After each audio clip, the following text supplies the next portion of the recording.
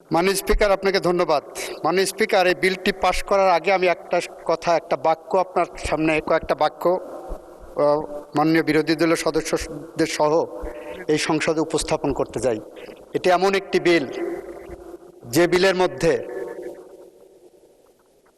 Crime against হিউম্যানিটির ডেফিনেশনের মধ্যে গুমকে অন্তর্ভুক্ত করা হয়েছে। এটি এমন একটি বিল যে বিলের মাধ্যমে আমরা আন্তর্জাতিক অপরাধ ট্রাইব্যুনালে গুমের বিচারকে সঠিক পথে নিয়ে যাওয়ার জন্য আমরা গুমকে একটি মানবতা বিরোধী অপরাধ হিসেবে ডিফাইন করেছি।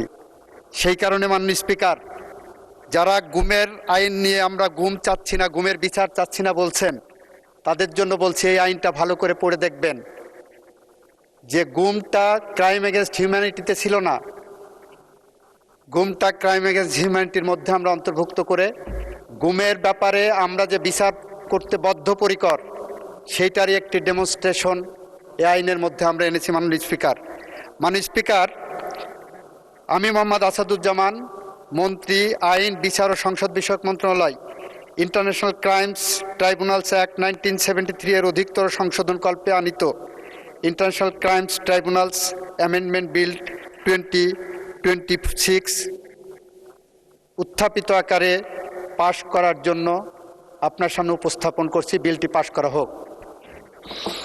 ধন্যবাদ মাননীয় মন্ত্রী। সংসদের সামনে প্রশ্ন হচ্ছে, সংসদে উত্থাপিত আকারে international Crimes Tribunals Amendment bill 2026 পাশ করা হোক। যারা এই প্রস্তাবের পক্ষে আছেন তারা হ্যাঁ বলুন, যারা এই প্রস্তাবের বিপক্ষে আছেন তারা না বলুন। আমার মনে হয় সর্বসম্মতিক্রমে হ্যাঁ জয়যুক্ত হয়েছে, হ্যাঁ জয়যুক্ত হয়েছে, হ্যাঁ জয়যুক্ত হয়েছে। অতএব সংসদে উত্থাপিত আকারে international crimes tribunal amendment bill 2026 সর্বসম্মতিক্রমে পাশ হলো।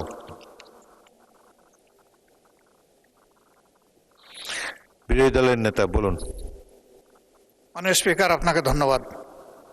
এই বিলটি পাশ করা প্রসঙ্গে মাননীয় আইনমন্ত্রী যে কথাগুলো বলেছেন, আমার কাছে এটা অনাহুত এবং এইটার সাথে আমি এটাকে সম্পৃক্ত মনে করি না। এই অংশটা না বললেই ভালো হতো। ওই নির্দিষ্ট সময় যখন আসবে তখন আলোচনায় আমরা অংশগ্রহণ করব। এখানে এই ব্যাপারে আর কিছু বলতে চাচ্ছি না। ধন্যবাদ আপনাকে। মাননীয় আইনমন্ত্রী, এই সম্পর্কে তো কেউ আপত্তিও দেয় নেই। আপনি যে সর্বশেষ যে কথাটি বললেন, কোনো আপত্তি তো এই সংসদে কারো কাছ থেকে শুনি নেই আমরা। আপনি কিছু বলবেন? আইনমন্ত্রীকে মাইক দিন।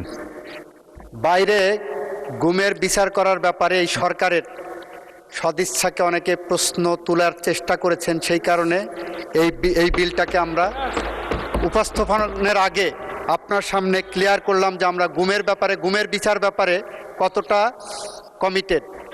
এই সরকার গুমের সাথে সম্পৃক্ত অপরাধীদেরকে বিচারের আওতায় আনার জন্য কতটা কমিটেড সেইটাই মাননীয় স্পিকার আপনার মাধ্যমে গোটা পার্লামেন্ট এবং দেশবাসীকে অবহিত করলাম।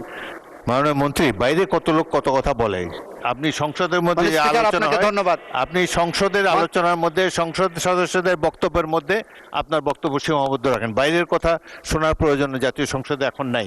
এখানে আইন অনুযায়ী, বিধি অনুযায়ী যেটি উত্থাপিত হবে সে ব্যাপারেই আমরা কার্যক্রম গ্রহণ করব। ধন্যবাদ। এ ব্যাপারে আর বক্তব্য শোনার প্রয়োজন নেই। ধন্যবাদ।